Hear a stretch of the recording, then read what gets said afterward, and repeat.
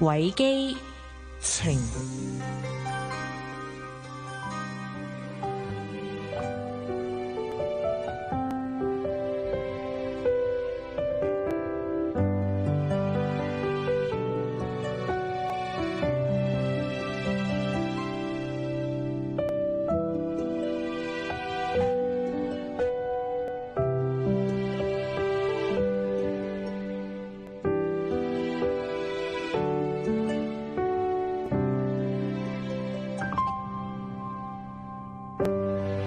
嘅世界往往都係因為我喺我哋幻想之中過於美好同埋美麗而令人向往。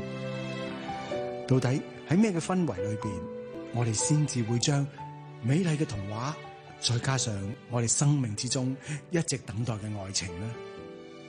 你遇到一個人，呢個人當然一開始嘅時候就作為朋友，好多時候朋友同朋友之間會好真誠坦白咁樣將自己嘅一啲開心或者痛苦直接咁樣同對方講。男仔同男仔有時就會喺跑步嘅時候咧，大家互相傾訴，互相咧講出咧平日唔開心嘅嘢，甚至乎咧就希望將一啲負能量藉住汗水喺跑步嘅時候，喺運動嘅時候帶走。久而久之，大家就會成為知己。兩個女孩子通常亦都會喺咩時候講出自己嘅愛情世界呢？當然就係進入咗自己中意嘅人，又或者真係真正開始拍拖嘅時候啦。女孩子往往亦都好中意咧攬住個枕頭，互相喺晚上嘅時候傾訴一下心裏邊理想伴侶或者對象嘅形象。好啦，當一男一女走埋一齊嘅時候，佢哋開始擦出火花。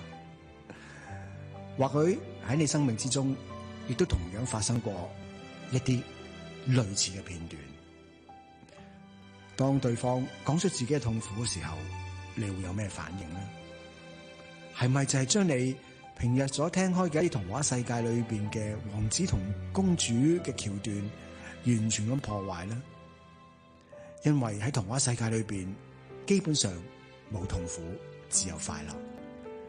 當一個人講出痛苦嘅時候，你會幾乎將自己嘅本能或者盡自己一切嘅能力幫佢揾到出口。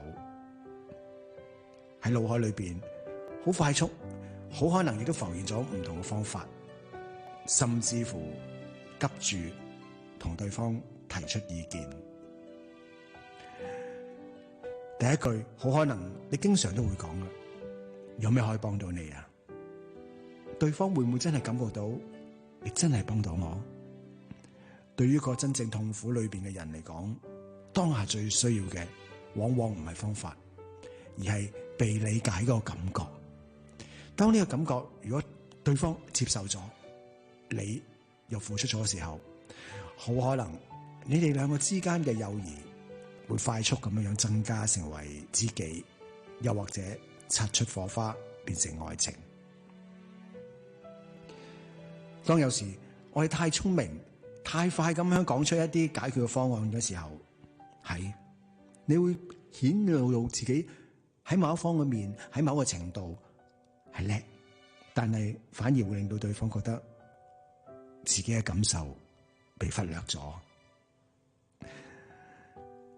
童話世界裏邊嘅感情世界，其實亦都帶住痛苦，帶住痛苦唔緊要。往往我哋知道童話世界裏邊嘅愛情，痛苦之後一定係有美好嘅結局。為何面